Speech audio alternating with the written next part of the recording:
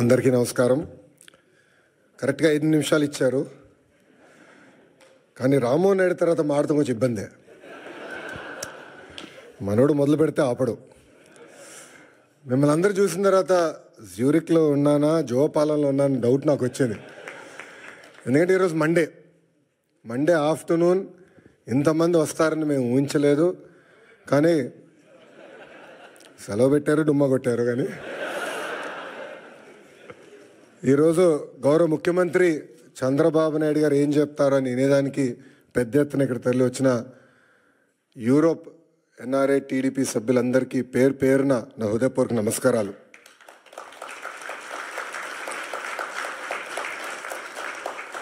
తెలుగు జాతి సత్తా ఏంటో ఢిల్లీకి వినిపించిన వ్యక్తి విశ్వవిఖ్యాత నరసార్వభౌమ స్వర్గీయ శ్రీ నందమూరి తారక రామారావు గారు. తెలుగు జాతి సత్తా ప్రపంచానికి వినిపించిన వ్యక్తి మన ప్రీతమ నాయకుడు చంద్రబాబు నాయుడు గారు. చంద్రబాబు నాయుడు గారు ముఖ్యమంత్రి అయినప్పుడు కరెక్ట్గా నేను 8th క్లాస్లో ఉండే. నాకు ఇప్పుడు కూడా ఆ 10 సంవత్సరాలు 94, 95 నుంచి 2004 వరకు మనం ఒకసారి చూస్తే ఒక్క ఫోటో సమ్మప్ చేస్తుంది ఆయన పరిపాలన. న్యూయార్క్లో వర్షం పడుతున్న సమయంలో ఆయన చేతిలో ఒక ఫైల్ పెట్టుకుని, చంకులో ఫైల్ పెట్టుకుని బ్యాగ్ మోసుకుంటూ నడుస్తూ ఉంటారు ముఖ్యమంత్రిగా.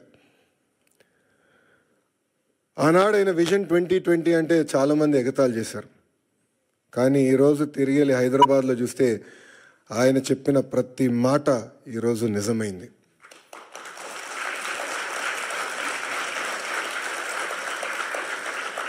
బాబు గారు 4వ సారి ముఖ్యమంత్రి అయ్యారు.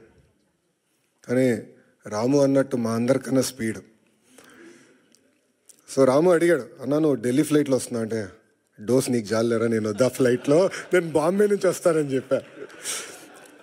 కరెక్ట్గా విఐపి లాంచ్లో దిగిన తర్వాత అడిగా రాముని, ఎలా ఉందిరా ఫ్లైట్ అంటే, అన్న పడింది నాకు అన్నాడు. అంటే చంద్రబాబు నాయుడు గారు ఒక సోర్స్ ఆఫ్ ఎనర్జీ. ఆయనకి చాలా అద్భుతమైన ఐడియాస్ ఉంటాయి. ఆ ఎనర్జీలో మనం ఎంత నింపుకుంటాం అనేది చాలా చాలా ఇంపార్టెంట్. కానీ ఒక్కసారి చంద్రబాబు నాయుడు గారి జీవిత చరిత్ర చూస్తే అనేక ఇబ్బందులు ఎదుర్కొని పైకి ఎదిగిన వ్యక్తి. కేవలం రాజకీయాల్లో కాదు, ఈజ్ అ సీరియల్ ఆంటర్‌ప్రెన్యూర్. ఇక్కడ చాలామందికి తెలియదు ఆ విషయం. ఇక్కడ మీలో చాలామంది ఆంటర్‌ప్రెన్యూర్స్ అవ్వాలనుకుంటున్నారు. ఆయన సుమారుగా 4 కంపెనీలు స్టార్ట్ చేశారు, 3 ఫెయిల్ అయినాయి. 4వది హెరిటేజ్ ఫుడ్స్. 3 ఫెయిల్ అయినాయని ఆయన ఏనాడు బాధపడలేదు, ఇబ్బంది పడలేదు, ఇంట్లో పడుకోలేదు. 80% సక్సెస్ అవ్వాలని ఆయన వెళ్ళారు. రాజకీయాల్లో మనం చూసాం, ముఖ్యమంత్రిగా దేశం మొత్తం ఆయన వైపు చూసే విధంగా నాయకుడిగా ఆయన ఎదిగిన. రాజకీయాల్లో హైస్ ఉంటాయి, లోస్ ఉంటాయి. ఆయన ఎప్పుడూ ఆయన హైని లో ఎటు తీసుకున్నారు అట్టనే తీసుకున్నారు. వాస్తవంగా మాకు లోయెస్ట్ పాయింట్ బాబు గారిని అరెస్ట్ చేసినప్పుడు, బహుశా ఇక్కడున్న అందరు కూడా అది మన జీవితంలో లోయెస్ట్ పాయింట్.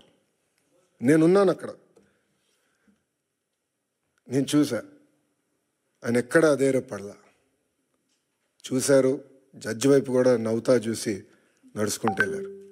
ఎక్కడ అధైర్యపడలా. 52 రోజులు ఆయన బంధిస్తే మేము వెళ్ళేవాళ్ళం ములాఖాత్కి. మళ్ళీ అక్కడ కూడా మాకు అక్షంతలు పడేది. మొత్తం ఆయన చదివేసేవారు డాక్యుమెంట్లు, నోటింగ్స్తో సహా మాకు చెప్పారు, ఇక్కడ మీరు వీక్గా ఉన్నారు, ఇక్కడ చూసుకోండి, ఇక్కడ జాగ్రత్తగా ఉండండి. ఎప్పుడు అధైర్యపడలా. ఆయన బయటకు వచ్చిన తర్వాత కూడా ఒక సింహంలాగా వచ్చారు. ఆ విజువల్స్ మనందరం చూసాం. ఇది మీ అందరికి ఎందుకు చెప్తున్నానంటే, జీవిత ప్రయాణాల్లో మనందరం అనేక ఇబ్బందులు ఎదుర్కొంటాం. ఒక ఆంటర్‌ప్రెన్యూరల్ జర్నీ అవ్వచ్చు, పొలిటికల్ జర్నీ అవ్వచ్చు, మనందరం అనేక ఇబ్బందులు ఎదుర్కొంటాం. కానీ నమ్ముకున్న దానికోసం అహర్నిశలు కష్టపడితే మనం ఆశించింది, ఆలోచించింది సాధించగలుగుతామన్న నిజం స్వరూపం గౌరవ ముఖ్యమంత్రి చంద్రబాబు నాయుడు గారు. ఎన్ఆర్ఐస్ అంటే నాన్ రెసిడెంట్ ఇండియన్స్ అంటారు. నాకు మటుకు మీరు ఎంఆర్ఐస్, మోస్ట్ రిలయబుల్ ఇండియన్స్. మీరు యూరోప్కి వచ్చి దశాబ్దాలైనా మీ మనసు ఎప్పుడు ఆంధ్ర వైపు ఉంటుంది. 2019 నుంచి 24 వరకు రాష్ట్రం దారి తప్పిందే, మనం అనేక ఇబ్బందులు ఎదుర్కొంటున్నాం, మన పరువు పోతుందని చాలామంది నన్ను కలిశారు, నాతో మాట్లాడారు, నాకు వాట్సాప్లో మెసేజ్ పెట్టారు. వాళ్ళందరూ ఒకటి చెప్పా, కలిసికట్టుగా పోరాడితేనే ఆ సైకోని మనం తరిమి కొట్టచ్చని. అది చేసి చూపించాం, కలిసికట్టుగా సాధించాం. 93% కాదు రాము, 94% సీట్లు మనం గెలిచాం, 1% తగ్గించాం. అది మనందరి కృషి. ఆ 5 సంవత్సరాల్లో ఇక్కడున్న మీ అందరి సహకారంతో అనేక సంక్షేమ అభివృద్ధి కార్యక్రమాలు కూడా మనం చేశాం. అమరావతి ఉద్యమం కానివ్వండి, దాని తర్వాత ఇప్పుడు చూపించినట్లు యుక్రెయిన్లో తెలుగులు ఇరుక్కుంటే వాళ్ళని తిరిగి భారతదేశానికి తీసుకొచ్చి బాధ్యత తీసుకున్నాం. అంతేకాకుండా మన రాష్ట్రంలో ఉన్న తెలుగులకి ఎడ్యుకేషన్లో కానివ్వండి, హెల్త్ కేర్లో కానివ్వండి ఉద్యోగాలు ఉన్నాయి, మీరు ట్రైన్ చేయండి అని చెప్పి పార్టీ ఆఫీస్లో ఎంపవర్మెంట్ సెంటర్ ఏర్పాటు చేసి కార్యకర్తలు వాళ్ళ పిల్లలకి ట్రైనింగ్ ఇచ్చి ఇతర దేశాలు కూడా పంపించిన వ్యక్తులు మీరు. అందుకే నేను హెచ్ఆర్డి అదేవిధంగా స్కిల్ డెవలప్మెంట్ మంత్రి అయిన తర్వాత ఒక ఆర్గనైజేషన్ ఉంది, అది ఉందని కూడా నాకు తెలియదు వాస్తవంగా. ఆ ఆర్గనైజేషన్ పేరు OMCAP, overseas man power corporation of Andhra Pradesh.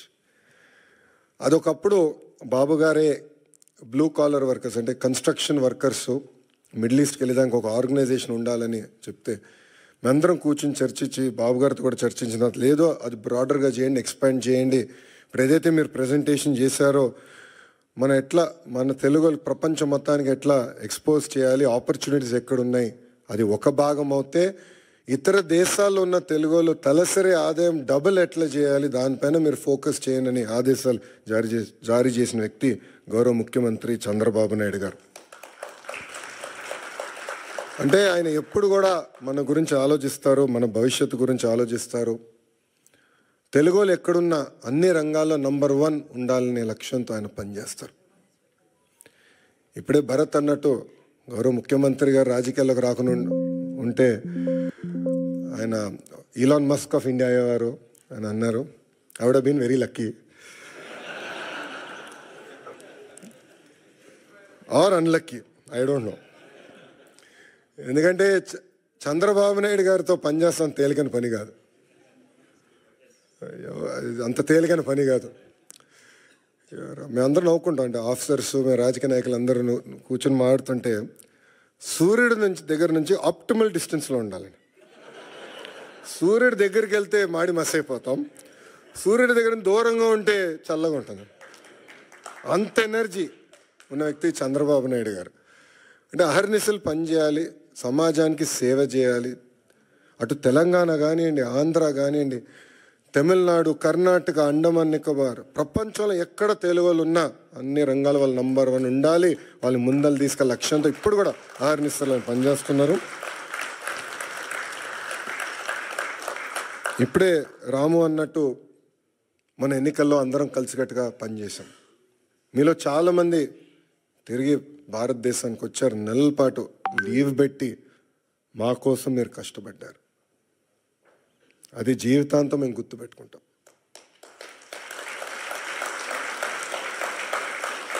ఎందుకంటే మీరందరూ ఇక్కడ ప్రొఫెషనల్స్గా ఉన్నవారు, ఇలా ఆంటర్ప్రినర్స్ చాలా తక్కువ మంది ఉంటారు. సో ఒక 2 నెలలు 3 నెలలు ఆఫ్ తీసుకుని వస్తాం అనేది తేలికని పని కాదు, కానీ మీరు వచ్చారు. ఇప్పుడు అదే స్ఫూర్తి, అదే ఎనర్జీ రాష్ట్ర పునర్నిర్మాణం కోసం మనం పెట్టాల్సిన అవసరం ఉంది. అసలు పరిస్థితులు చాలా దారుణంగా ఉన్నాయి రాష్ట్రంలో. ఫైనాన్స్ సెక్రటరీ గారు ఇప్పుడే కరెక్ట్ టైం బయటకు వెళ్ళారు. ఆయన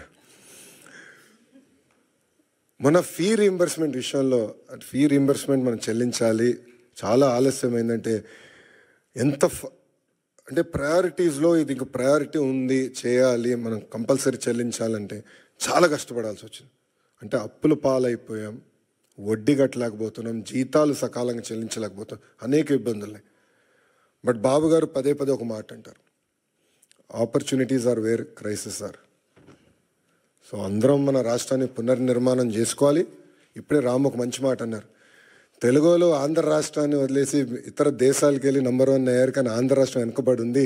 ఇప్పుడు తిరిగి రండి, పునర్నిర్మాణం చేద్దాం, కలిసికట్టుగా కష్టపడదాం.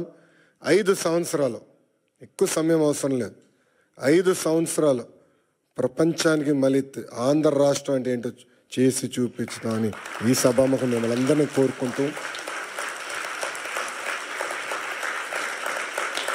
ఇప్పుడే భరత్ చెప్పినట్లు ఎకనామిక్ డెవలప్మెంట్ బోర్డు ఉంది.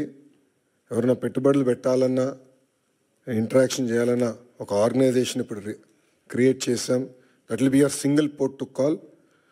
అదేవిధంగా ఓమ్ క్యాప్లో కూడా కొత్త లీడర్షిప్ తీసుకొచ్చాం, వాళ్ళతో కూడా మీరు కోఆర్డినేట్ చేయొచ్చు. ఇక్కడ చాలామందికి నా వాట్సాప్ నెంబర్ ఉంది, చాలామంది నాకు మెసేజ్ పెడతా ఉంటారు. మీ ఫీడ్బ్యాక్ కూడా మాకు చాలా చాలా అవసరం.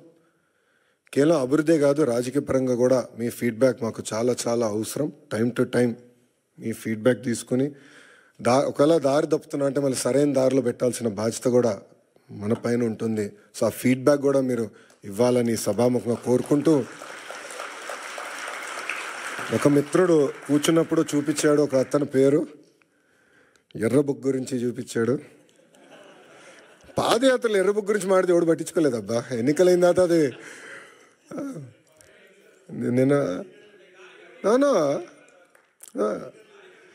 నేను దాంట్లో డౌట్ వద్దు.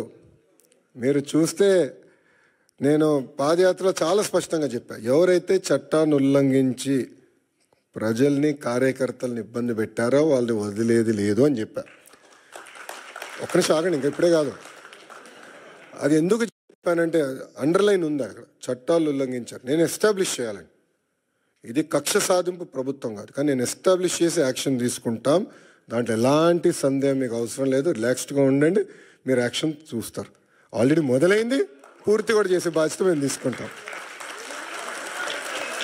చివరిగా ఇంకా నేను ఇప్పటికీ చాలా మాట్లాడా, గౌరవ ముఖ్యమంత్రి గారు మైక్ ఇవ్వాలి. చివరిగా మిమ్మల్ని అందరినీ కోరేది, గౌరవ ముఖ్యమంత్రి గారు స్పీచ్ అయిన తర్వాత నా కోరిక మేరకు గౌరవ ముఖ్యమంత్రి గారు అందరితో ఫోటోలు దిగుతున్నారు.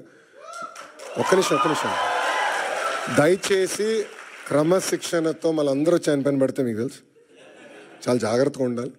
అందరూ డ్యాస్ పైకి రండి, 1 by 1 నీట్గా ఫోటోలు దిగి మళ్ళీ భోజనం కలవచ్చు. ఇప్పటికీ బాగా ఆలస్యమైంది. ఈ మీటింగ్ అయిన తర్వాత మళ్ళీ గౌరవ ముఖ్యమంత్రి గారు డావోస్కి వెళ్ళాలి, ఇండియా పెవిలియన్ ఓపెనింగ్కి వెళ్ళాలి. సో మీ అందరి సహకారం ఉండాలని మిమ్మల్ని అందరినీ కోరుకుంటూ, నాకు ఈ అవకాశం ఇచ్చిన మన ఎన్ఆర్ఐ టీడీపీ సభ్యులందరికీ పేరు పేరున నా హృదయపూర్వక ధన్యవాదాలు తెలుపుకుంటూ మీ అందరి నుంచి సెలవు తీసుకుంటాను.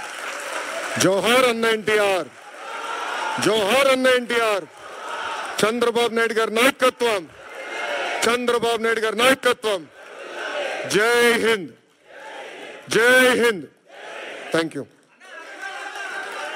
చూసారు కదండి, మరి ఈ వీడియో కనుక మీకు నచ్చినట్లయితే ఒక లైక్ కొట్టేసి మీ అభిప్రాయాన్ని కూడా కామెంట్ బాక్స్లో తెలియజేస్తూ ఇలాంటి ఇంట్రెస్టింగ్ అప్డేట్స్ కోసం మా ఛానల్ని సబ్స్క్రైబ్ చేసుకోండి.